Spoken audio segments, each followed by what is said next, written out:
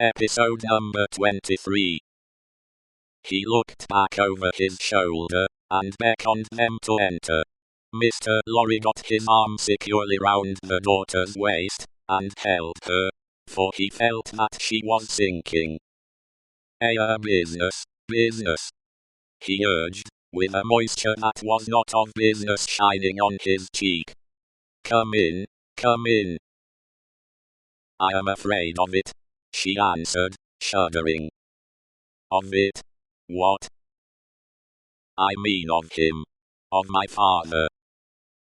Rendered in a manner desperate, by her state, and by the beckoning of their conductor, he drew over his neck the arm that shook upon his shoulder, lifted her a little, and hurried her into the room. He sat her down just within the door, and held her, clinging to him. Defarge drew out the key, closed the door, locked it on the inside, took out the key again, and held it in his hand. All this he did, methodically, and with as loud and harsh an accompaniment of noise as he could make. Finally, he walked across the room with a measured tread to where the window was. He stopped there, and faced round.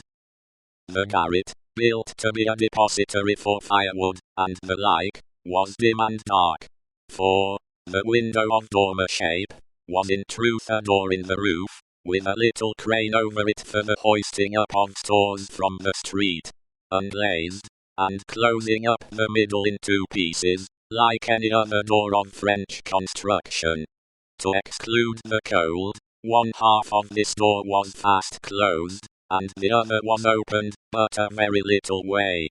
Such a scanty portion of light was admitted through these means, that it was difficult, on first coming in, to see anything, and long habit alone could have slowly formed in anyone the ability to do any work requiring nicety in such obscurity. Yet, work of that kind was being done in the garret, for, with his back towards the door, and his face towards the window, where the keeper of the wine shop stood looking at him, a white-haired man sat on a low bench, stooping forward, and very busy, making shoes.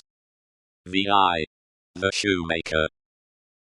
Good day, said Monsieur Defarge, looking down at the white head that bent low over the shoemaking. It was raised for a moment, and a very faint voice responded to the salutation, as if it were at a distance. Good day. You are still hard at work, I see. After a long silence, the head was lifted for another moment, and the voice replied, Yes, I am working. This time, a pair of haggard eyes had looked at the questioner, before the face had dropped again. The faintness of the voice was pitiable and dreadful. It was not the faintness of physical weakness, though confinement and hard fare no doubt had their part in it. Its deplorable peculiarity was, that it was the faintness of solitude and disuse. It was like the last feeble echo of a sound made long and long ago.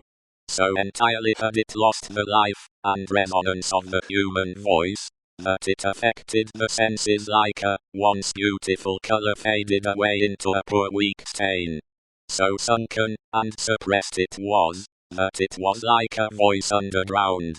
So expressive it was, of a hopeless and lost creature, that a famished traveler, wearied out by lonely wandering in a wilderness, would have remembered home and friends in such a tone before lying down to die.